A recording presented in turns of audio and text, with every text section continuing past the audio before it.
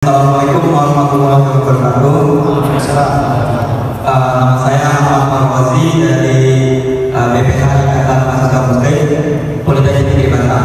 Saya mau nanya Ustaz, tadi kan Ustaz bilang ada pemuda yang tumbuh kembangnya dengan beribadah kepada Allah itu dapat naungan pada masa nanti. Pertanyaannya Ustaz, ada seorang pemuda yang di awal pertumbuhan remajanya itu dia bermaksiat kepada Allah terus hijrah. Apakah dia punya kesempatan untuk dapat naungan seperti itu?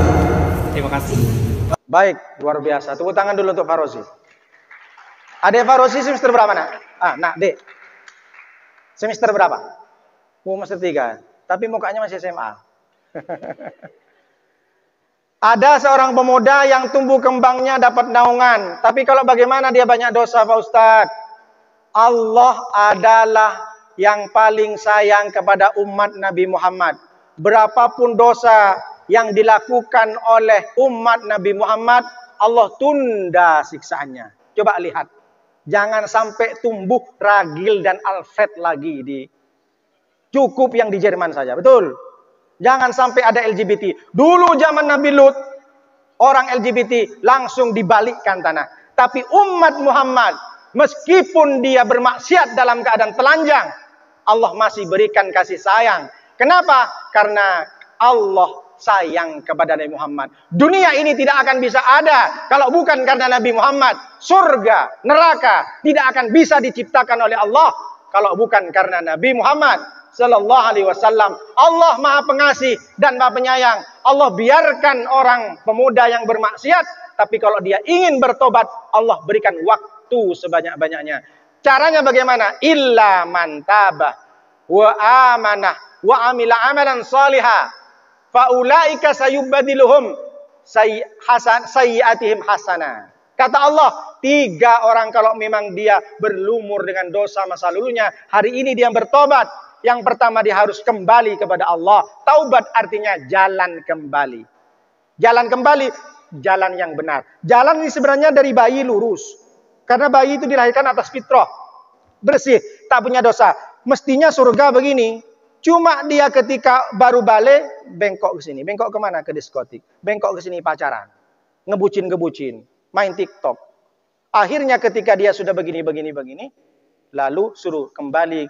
Kata Allah, ya ayyuhalladzina amanu tubu taubatan nasuha. Kembalilah engkau ke jalan yang benar. Dulu dari bayi lurus gini ke surga, guys. Tapi ketika SMP kamu sudah pacaran bengkok ke sini. Ternyata kamu diajak kawannya dicekokin narkoba sakau. Akhirnya mabuk, naik motor yang laki-laki bengkak. Kenapa bengkak? Standing dia. Kena tiang. Yang bonceng perempuan bengkak juga. Yang bengkak apanya? Perutnya Pak Ustadz. 3 bulan. Perutnya bengkak 3 bulan. Na'udzubillah min dzalik. Setelah sampai ke rumahnya, apa tak marah? Akhirnya mau tidak mau, dia masih SMA kelas 2, hari ini aku nikahkan engkau. Mau tidak mau janur kuning melengkung, guys. Kalau bukan karena malu dengan tetangga, tak mungkin aku nikahkan engkau dengan anak semata wayangku, setan. Kata bapaknya. Tapi kalau kalian benar-benar kuliah di Poltek selesai, S2 nanti beasiswa ke Maroko, beasiswa ke Al-Azhar, beasiswa ke Harvard University, pulang, apa kata orang tuanya? Aku nikahkan engkau dengan anakku semata wayang dengan mas kawin bismillah dan seperangkat alat sholat dibayar tunai, besti. Kata calon mertuanya, besti, yang pertama jadi setan.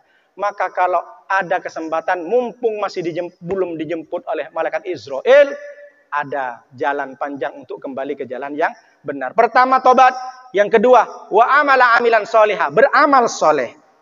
Wattabi'is sayyi'ata tamhuha. Iringilah kejelekan-kejelekan itu dengan kebaikan. Tamhoha.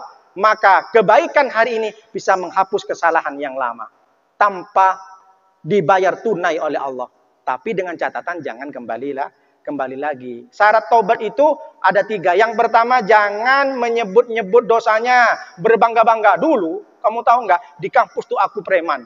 Bukan cuma preman, aku playboy. Cap gayung. Cedok sana, cedok sini. La ilaha illallah. Kamu tengok, tanya sama Bung Bagas. Aku, siapa yang tak kenal sama aku? Playboy cap kabel, cap gayung. Bangga-bangga, berarti belum bertobat. Dia bukan menyesali, tapi bangga-bangga dengan dosa. Yang ketiga, harus beramal soleh. Jangan kembali lagi. Kalau seperti itu, Allah hapus semuanya. Dibayar tunai oleh Allah. Karena kita manusia, tak ada yang tak punya masa lalu. Betul? Semuanya punya aib. Jangankan kita, kakek buyut kita Nabi Adam punya dosa. Kenapa diusir? Karena makan buah huldi. Apakah buah huldi itu haram? Tidak. Allah, wala taqrabas syajarata. Jangan Adam kau dekati pohon itu. Bukan jangan makan. Kalimatnya bukan wala ta'kulul khuldah. Tapi wala taqrabas syajarata. Sama dengan zina. Wala taqrabus zina. Bukan wala taf'alu. Bukan don't do zina. Bukan jangan lakukan zina. Tapi jangan don't be close to zina. Jangan kau dekati. Don't be closer. Jangan kau lebih dekat lagi dengan zina. Jangan kau dekati zina. Bukan jangan kerjakan zina. Mendekati saja zina tak boleh. Seperti apa? Pacaran, ngebucin-ngebucin. Adik dari mana? Itu sudah masuk zina. Zina tangan. Nengok sekali. Nengok 2 kali. Nampaknya bagus juga nih cewek. Siapa? Mahasiswa baru katanya panitia. Panitia sama Pak. Mahasiswa baru. Dari mana katanya? Biar aku yang ngurus katanya. Kakak panitia. Saya dulu pernah jadi panitia. 1 kali jadi pres. Begitu ya. Tak ada kesempatan banyak. Berapapun dosanya. Bahkan segunung pun dosanya. Kalau kalian kembali bersimpuh di depan Allah. Kau kejar dulu mungkin wanita. Kau kejar dunia. Kau akan mendapatkan celaka dari Allah. Tapi ketika engkau kejar akhirat, dunia, harta, wanita akan bersimpuh di depanmu. Hashtag Nuruddin lagi. Update status. Takbir. Oke Pak, Bung Pak Rosi. Masya Allah. Sampai bilang Pak juga. Masih punya kesempatan untuk dapat naungan di sana. Pasti. Illa man tabah wa amala amilan sholihan. Mereka akan diganti oleh Allah. Pasti dapat. Selama belum ada ajal. Makanya kita selalu berdoa. Allahumma khtim lana bi husnil khotimah. Wala tahtim alaina bi su'il khotimah. Banyak ibadah. Matinya mati di dalam diskotik dengan perempuan yang bukan mahram. Na'udzubil. Kalau itu udah mati tak bisa lagi.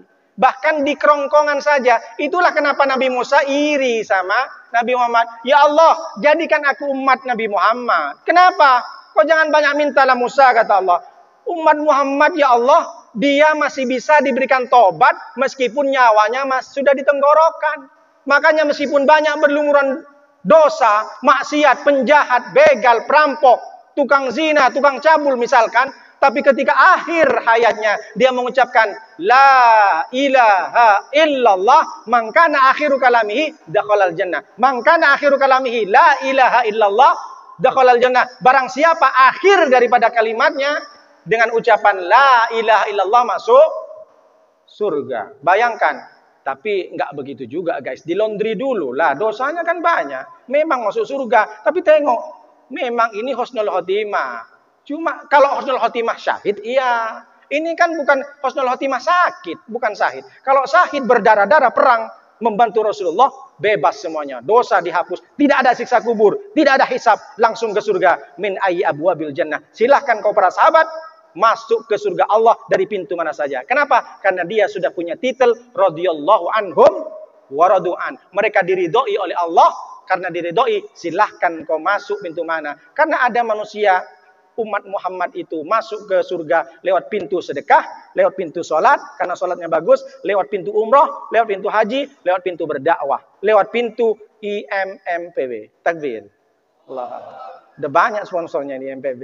Tapi Bung Bagas mau ini ya, regenerasi. Tak apa-apa. Insya Allah jadi. Karena public speakingnya bagus. Cuma kurang sedikit poles. Ada pantun sedikit. Oke, Bung Farosi silakan. Yang ukhti dulu. Nah, silakan. Kasih mic. Silakan. Assalamualaikum warahmatullahi wabarakatuh. Waalaikumsalam. Perkenalkan, nama saya Eda Siti Anissa dari LDK Al-Aman Universitas Riau Kepulauan. Saya ingin bertanya Ustaz. Kita kan punya teman nih, kalau misalnya kita ajak sholat, teman itu bilang dia bukan aja, tapi mereka tuh nggak ngerjain. Itu apakah kita yang udah ngasih tahu itu keciprah dosanya mereka juga? Terus satu lagi Ustaz, kita ini punya teman nih, tapi pacaran itu gimana cara ngasih tahunya? Mungkin kalau misalkan takutnya salah ngomong jadi retak pertemanannya karena gitu. Terima kasih Ustaz. Pertanyaannya sensitif dan ngebucin. Masya Allah. Yang pertama, adik Anissa ini punya teman, diajak sholat, kadang ya udahlah duluan, rupanya tak sholat. Adik Anissa sudah gugur tanggung jawabnya, menyampaikan kalau tak bisa dengan lisan, dengan tangan itu kalau mungkar. Tapi kalau ngajak kebaikan, ud'u ila sabili rabbika bil hikmati wal mau'izatil hasanah. Ajaklah orang ke jalan Allah dengan bil hikmah, dengan kata-kata bijak, pelan. Wal mau'izatil hasanah, dan dengan tausiah, perkataan, nasihat yang baik. Dek Anissa tak perlu dengan kasar. Yang penting sudah mengajak, mengingatkan, berarti Dek Anissa sudah punya catatan penting di surga bahwa engkau termasuk perempuan yang berdakwah. Karena berdakwah banyak. Ada berdakwah dengan suara, berdakwah dengan perbuatan. Dengan apa perbuatan? Contoh, seperti ada Pak polisi rajin tahajud. Maka si istri bilang, kau tengok polisi itu, pakai seragam, tahajud. Kau baru jadi hansip. Jangankan tahajud, subuh tak sholat. Berdakwah dengan seragamnya. Karena berdakwah ada dengan hal. Tapi kalau di Anissa, sudah lebih ke atas levelnya. Karena di atas berdakwah dengan perbuatan, dia berdakwah dengan lisan. Berarti berani, teruskan. Tapi harus jangan sekarang. Setan aja masuk neraka serius, guys. Kata setan, aku serius masuk neraka. Makanya aku ajak terus. Inna syaitana yajri majrad dam. Setan itu mengalir ke darah kalian. Makanya ketika ada orang sholat, Allahu Akbar, ingatannya kemana-mana. Kunci kemana ya? Nanti habis ini kita mau ke rumah si itu. Di sholat tak khusyuk. Berarti yang sholat, mohon maaf, bukan cuma manusia, sudah ada setan di situ, iblis. Setan tuh nggak takut, apalagi dibaca ayat kursi juga kan. Dibaca Allahullah, kata setan, kiki. Kok kenapa kata setan yang lain? Kok kenapa ketawa? Kok kan dibaca ayat kursi? Gimana? Dia baca ayat kursi, dia aja setan gitu. Kelakuannya. Jadi it's not about the gun, but the problem is the man behind the gun. Understand? Got it? Ini masalahnya bukan karena senjatanya. Masalahnya bukan karena ayat kursinya. Bukan karena tasbihnya. Tapi karena imanmu lemah. Mulutmu, lisanmu memang mengucap Allahu la ilaha illa huwal hayyul qayyum. La ilaha illallah. Tapi setelah itu masih terus nengok-nengok foto-foto vulgar. Video-video vulgar. Memang katanya sudah hijrah. Tapi mulut tak dijaga. Memang sudah hijrah. Tapi masih menyimpan video-video di HP-nya. Masih nge-follow yang aneh-aneh. Di rumah masih menyimpan, di mobil mungkin mendengarkan lagu-lagu yang menjauhkan dari Allah. Katanya hijrah, gimana mau lebih baik? Lebih baik hijrah. Karena sosok dibilang alim, di akhirat berterima kasih. Dipanggil Anissa sini. Terima kasih Anissa. Gara-gara kamu aku masuk surga nih. Begitu. Paham? Oke. Lagi? Oh.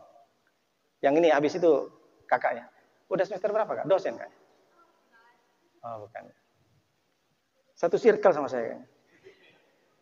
Silakan. Pak Ustadz nih, saya kan ceramah.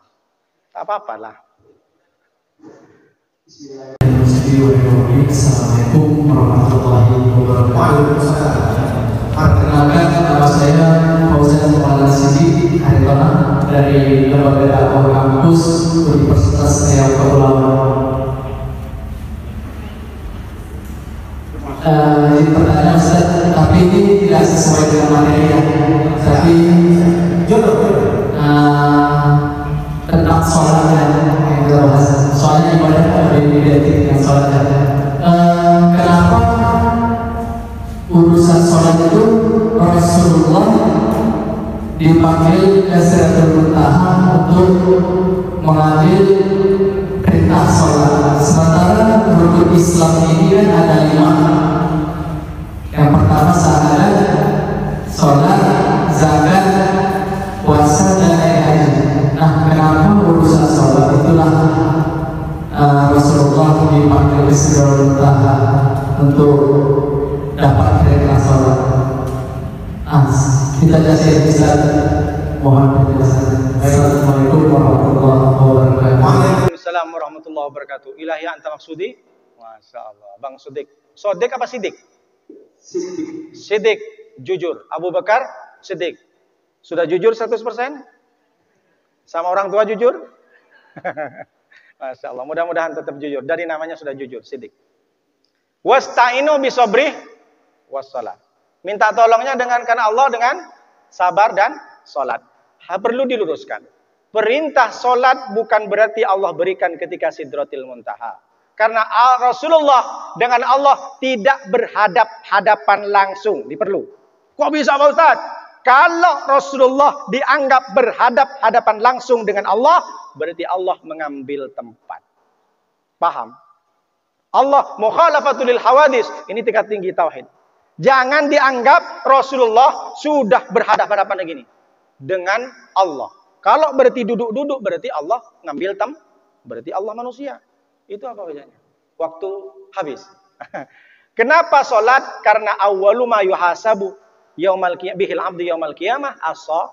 Pertama kali di akhirat yang ditanya adalah sholat. Allah tidak menanyakan pertama kali bagaimana nasib tetanggamu, bagaimana teman sekelasmu, setingkatmu, tidak menanyakan orang tuamu. Yang ditanya adalah sholat. Perbaiki sholatmu, sempurnakan sholatmu, engkau akan disempurnakan. Jaga sholat, maka engkau akan dijaga hidupmu. Sebaik-baiknya orang adalah memperbaiki sholat. Seterpuruk-puruknya orang, kalau dia tidak bisa menyempurnakan sholat, maka Allah akan berikan keburukan. Semakin kita perbaiki sholat, semakin kita sempurnakan sholat, maka Allah akan perbaiki hidup kalian, rizki kalian, prestasi kalian. Sholat, jangan tinggalkan. Makanya meskipun sakit di rumah sakit, ingat sholat. Ini kadang beda. Orang sakit di rumah sakit dibawa jambu, dibawa jeruk, dibawa pisang. Yang makan yang tak sakit lah guys. Yang sakit, gimana mau makan? Datang ke rumah sakit tuh, bang, ingat sholat. Tak bisa pakai debu. Tak bisa pakai debu. Hatinya sholat. Matanya sholat. Kalau sudah mata, hati tak sholat. Sholatin. Sholat pertama. Bahkan di perjalanan. Jangan tinggalkan sholat. Ada qasor. Ada jamak. Sholat nomor 1. Tak bisa dibantah. As-sholatu imaduddin. Sudah pernah yang adu umroh? Pernah ada yang umroh? Ada nanti di raudah. Samping kiri tiang ada as-sholatu imaduddin. Sholat adalah tiang agama. Saya senang dan merasa aman di sini karena tiang-tiang gedung ini kokoh. Saya yakin dia akan roboh. Bagaimana agaknya kalau agama tiangnya sudah tidak ada, roboh, hancur. Sholat, kalau kalian sehebat apapun, kalau sholat tak bisa laksanakan, kalian akan menjadi orang yang terpuruk. Ujiannya luar biasa. Karena sholat adalah yang paling pertama dihisab. Man taraka sholah muta'ammidan faqad kafarah. Siapa yang meninggalkan sholat dengan sengaja, maka dia menjadi kafir. Rasulullah tidak mengatakan yang meninggalkan puasa kafir, tidak ada. Yang meninggalkan zakat kafir, tidak ada. Yang meninggalkan haji padahal dia mampu, kafir, tidak ada. Tapi kata-kata kafir yang meninggalkan sholat muta'ammidan dengan sengaja. Betul. Orang yang meninggalkan sholat dengan sengaja kafir secara nyata. Faqad kafaroh jiharon. Kalau meninggalkan puasa tidak ada kata-kata kafir dari Rasulullah. Sudah paham, Bung Sidik? Sholat adalah tiang negara, tak bisa ditawar lagi. Sakit pun sholat. Kalau tak bisa sholat, sholatin aja lah. Udah, kubur aja. Demikian, sudah tak boleh. Kakak boleh japri nanti, WhatsApp ada di Bung Bagas. Mudah-mudahan kita berjumpa lagi dengan adik-adik mahasiswi yang soleh, adik mahasiswa yang soleh. Kita doa bersama, mudah-mudahan semua